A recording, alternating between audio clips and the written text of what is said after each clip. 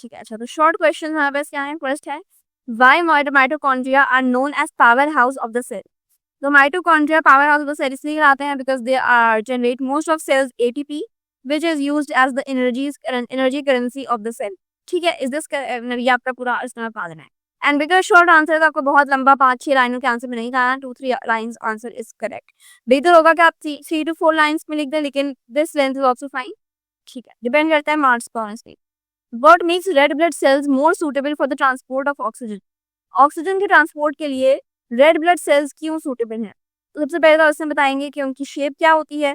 उनके अंदर कोई ऑर्गेनेल्स नहीं होते, वो ज़्यादा उनमें सरफेस एरिया बहुत ज़्यादा होता है, और प्लस वो हीमोग्लोबिन होता है अटैच्ड टू द ऑक्सीजन। फिर RBCs are more suitable for oxygen transport because of the adaptation और स्पेशलाइजेशन। ये आपने बताना है, स्पेशलाइजेशन होती है which includes the shape of the cell by concave discs, by concave, increasing surface area. Surface area keyword है, ये आपने लिखना जरूरी होगा, इसके बगैर मार्क नहीं मिलेगा। Which transport function secondly do not have cell organelles leading to even greater surface area. सही है। Then question 3, give the modifications of epidermal cells for exchange of gases and absorption of water and minerals. अब जो ये epidermal cell की बात की गई है, इट मीन्स कि आपका प्लांट्स की बात हो रही है, तो एक्सचेंज ऑफ गैसेस में कौन आएगा? स्टोमेटा, और absorption of water and minerals इसमें रूट हेयर सेल आते हैं। सही है। तो एक्सचेंज ऑफ गैसेस में है तो से वी हैव स्टोमेटा और guard cells which contain pores that allow gaseous exchange by opening when gas exchange is going on and closing when it starts. ये स्टोमेटा इस तरह के होते हैं, यहाँ पे जो डायग्राम बनेंगे। सही है। फिर बी में बनाएंगे रूट हेयर सेल्स का care rapid way that increases surface area for water and mineral absorption. बात सही है। अब 4 में इन्होंने प्लांट सेल की डायग्राम दी हुई है। क्वेश्चन है, keeping in view the parts labelled 1 to 4 answer the following question. अच्छा, अभी हम पहले क्वेश्चंस पढ़ने से पहले अपने दिमाग में, अगर मैं आपको एग्जाम पॉइंट ऑफ व्यू से बताऊं कि किस तरह करना चाहिए, ऐसे क्वेश्चंस को अप्रोच कैसे करें, तो हमेशा लेबल्स को खुद अपने दिमाग में आइडेंटिफाई कर लो कि कौन सी चीज क्या है। अभी हमने क्वेश्चन नहीं पढ़े हैं, अभी हम लाइक ये वाले क्वेश्चन नहीं देख रहे, अभी हम देख रहे हैं कि अपनी तरफ से अपनी वर्किंग कर रहे हैं। तो 1 क्या है? 1 इज सेल वॉल। 2 क्या है? 2 सेल साइटोप्लाज्म है। 3 is vacuole and 4 is nucleus. सही है। अभी हमारी अपनी वर्किंग हो गई, अब हम क्वेश्चंस पढ़ेंगे। तो पार्ट ए है, give the number indicating the structure which controls cell activities. Cell activities कौन कंट्रोल करता है? न्यूक्लियस करता है, और न्यूक्लियस में यहाँ नंबर कौन सा है? 4। जिसका आंसर रहेगा 4। Cell activities are controlled by nucleus 4। और सबसे इम्पोर्टेंट बात, हमने इस चैप्टर की ग्रेन टेस्ट का जो प्रैक्टिस टेस्ट है उसका लिंक हमने डिस्क्रिप्शन में डाल दिया है। आप डिस्क्रिप्शन में जाकर ये ऊपर पहला लिंक है प्रैक्टिस ग्रेन टेस्ट को, यहाँ पे जाएं और सॉल्व करें और प्रैक्टिस करें। यहाँ से आपने अगर प्रैक्टिस कर ली, आपके एग्जाम्स के अंदर एमसीक्यूज के अंदर 100% मार्क्स गारंटेड है। उसके अलावा अगर आपको हमारे फ्री नोट्स चाहिए, lecture, guest papers, model papers चाहिए, तो इस पहली वाली लिंक पे क्लिक करके आप हमारे चैनल को ज्वाइन हो जाए, और दूसरी वाली लिंक को क्लिक करके आप हमारा व्हाट्सएप ग्रुप है इंपॉर्टेंट प्रीमियम, उसको ज्वाइन हो जाएं। ठीक है। अगर आपको ट्यूशंस वगैरह के अंदर एनरोल होना है, कोई डाउट है, तो ये हमारा व्हाट्सएप नंबर है, इस पर क्लिक करेंगे आप डायरेक्ट व्हाट्सएप पे चले जाएंगे, और तमाम बुक्स के पीडीएफ इस वाले यहाँ पर आखिरी वाले आपके पास गिवन है। आप यहाँ से कोई भी बुक उठा सकते हैं, आपकी जो मर्जी चाहे, सारी की सारी क्लासेस का। इसके साथ साथ आपसे रिक्वेस्ट है, आप चैनल को सब्सक्राइब और वीडियो को लाइक भी करते हैं। फिर part D, name a biochemical process taking place in part 2। तो 2 जो है हमारे पास साइटोप्लाज्म। तो साइटोप्लाज्म में क्या होता है? ग्लाइकोलिसिस और फोटोसिंथेसिस हो रहा होता है। ये चीज़ अभी हम आगे जाकर मजीद आप लोग पढ़ेंगे, तो ये बिकॉज क्वेश्चंस पूरे ओवरऑल बने होते हैं, इसलिए जरूरी नहीं है कि आपको अभी सब चीज़ें आती हैं। हमने सिर्फ 3 चैप्टर्स ही पढ़ रहे हैं, बाद में जाके आपको सब आता है। What will happen to cell if part 1 is removed and 3 is overfilled with water. 1 क्या है? Cell wall. सेल वॉल हटा दी गई, और 3 जो है वैक्यूल, ये अगर वाटर से ओवरफिल कर दिया गया तो क्या होगा?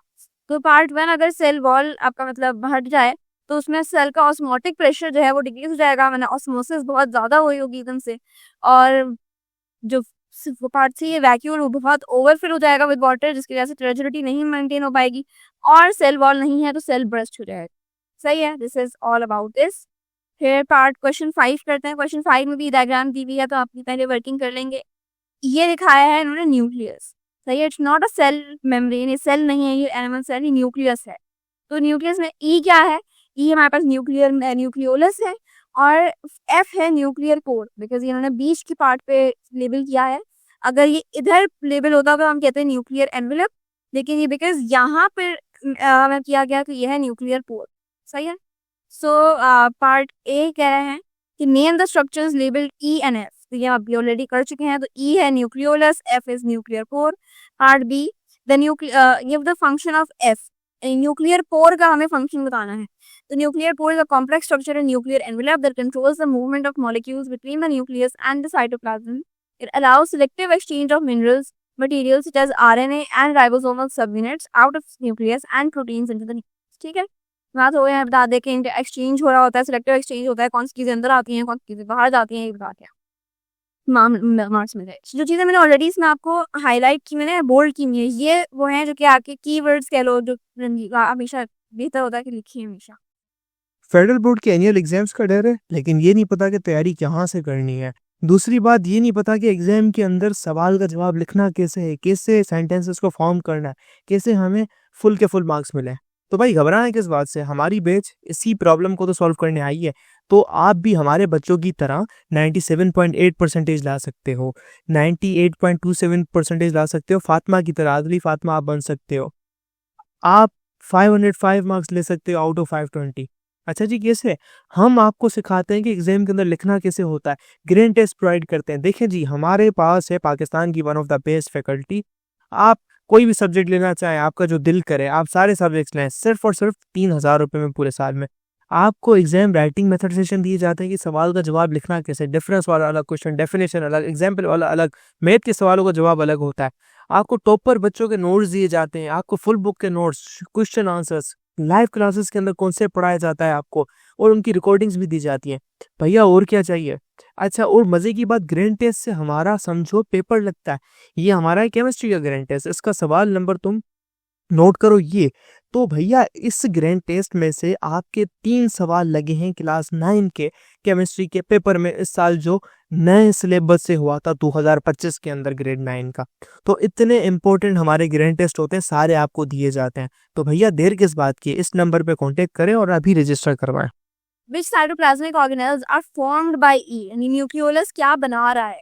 भैया ने बात की थी जब हम न्यूक्लियस पढ़ रहे थे कि न्यूक्लियोलस में बनते हैं राइबोसोम्स, तो इसलिए यहाँ पर भी यही लिखा होगा, the nucleolus is responsible for formation of ribosomes which are cytoplasmic organelles. It synthesizes ribosomal RNA, rRNA and combines it with proteins to produce ribosomal subunits. नहीं बता दिया मैंने, ठीक है। What happens to E during cell division? यानी कि nucleolus को during cell division क्या होता है, तो सेल डिवीजन टाइम पर ये डिसअपेयर हो जाता है। अभी आपने सेल साइकिल का चैप्टर पढ़ा नहीं है और नेक्स्ट चैप्टर यही है, तो उसमें डिस्कस करेंगे। सेल डिवीजन में बेसिकली क्या होता है कि जब माइटोसिस वगैरह हो रहा होता है तो न्यूक्लियोलस टेम्पोररी डिसअपेयर हो जाता है और सारे मतलब सेल डिवीजन हो रही होती है ना, तो ये बाकी चीजें ब्रेक हो जाती हैं। Nuclear envelope also breaks down components of nucleolus disperse into the cell after the chromosomes are separated and nuclear envelope forms in phase. Nucleolus reappears in each daughter nucleus and ribosome production resumes. सही है। तो question 6 है, cell shape is related to cell function. 3 examples हमें बतानी है, तो red blood cell क्या बता दें, न्यूरॉन की बता दें, मसल सेल बता दें। रेड ब्लड सेल क्या है कि बाइकॉन्केव डिस्क है जिसके सरफेस एरिया इंक्रीज होता है और वो नैरो कैपिलरीज के थ्रू गुजर जाता है।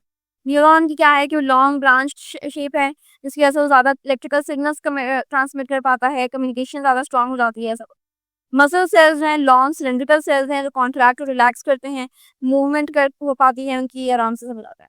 फिर क्वेश्चन 7 है, plasma membrane have 2 main components according to fluid mosaic model. Which component represents fluid and which component represents mosaic.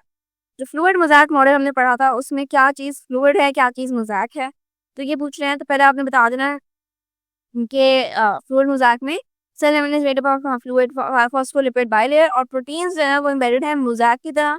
Proteins are like mosaic and phospholipids make up the fluid part, fluid part allowing movement within the cell, ठीक है। फिर question 8 में आते हैं, तो 8 में हमें different structures दिए हुए हैं, हमें हर स्ट्रक्चर का फंक्शन देना है और जो कि present in all cells of all kingdoms, जो सारे सेल्स में मौजूद होते हैं स्ट्रक्चर्स में उनका बताना है, उनके स्ट्रक्चर्स देने हैं। फंक्शंस को सेल मेम्ब्रेन होता है, साइटोप्लाज्म, क्रोमोसोम और राइबोसोम, या बाकी चीजें भी होती हैं मगर हमें फंक्शन बताने। ये बहुत इजी है, आप लोग हम श्योर बाद में खुद से कर सकते होंगे। Question 9, which cells in animals and plants do not have a nucleus? How do these cells perform their functions without nucleus? तो रेड ब्लड सेल्स में नहीं होता क्योंकि ज़ाहिर उनको सरफेस एरिया चाहिए होती है, एडाप्टेशन है उसकी, ज़्यादा ऑक्सीजन कैरी कर सकें। और मैच्योर सीफ ट्यूब सेल्स में नहीं होता जो कि फ्लोएम के पार्ट हैं, क्योंकि उनको ट्रांसपोर्ट करनी होती है शुगर और मिनरल्स, तो उसमें भी ज़्यादा जगह चाहिए होती है। सही है। Question 10, unripe oranges are green in colour after ripening their colour changes, suggest which organelles numbers change in them during ripening. तो भाई ऑर्गेनेल अगर पहले आपके ये ऑरेंजेस जो है पहले अगर अनराइप थे, तो अनराइप ऑरेंजेस किस कलर के होते हैं, और वो ग्रीन या येलो कलर के होंगे, तो उस टाइम पर उनके अंदर ज्यादा नंबर ऑफ क्लोरोप्लास्ट होगा। और बाद में जब राइप हो जाते हैं और जब उनका कलर चेंज हो जाता है, तो कलर किस तरह का हो जाता है, उनका ऑरेंज कलर हो जाता है। तो वो मतलब राइप होने के बाद उनके अंदर क्रोमोप्लास्ट बढ़ जाते हैं। सही है। यहाँ पे भी यही लिखा है, especially chloroplast which contain green pigment convert into chromoplast which contain carotenoids. The organelle in modern plastid and its type of pigment contain content change during ripening. सही है। फिर question 11, which organelles are abundant in salivary gland cells? salivary gland cells में कौन से आपके organelles होंगे? Rough endoplasmic reticulum ज्यादा होगा, गोल्जी एपेरेटस होगा, और राइबोसोम्स होंगे। सही है। सो abundant इस तरह पर लिखते हैं, एक set sorry, ribosomes and rough endoplasmic reticulum for synthesizing proteins like enzymes। ये enzymes बनाने हैं तो proteins बनाने होंगे, तो protein synthesis के लिए आपके पास ribosomes और rough endoplasmic reticulum होना चाहिए, और गोल्जी apparatus ताकि वो proteins को पैकेज और ट्रांसपोर्ट किया जा सके। सही है।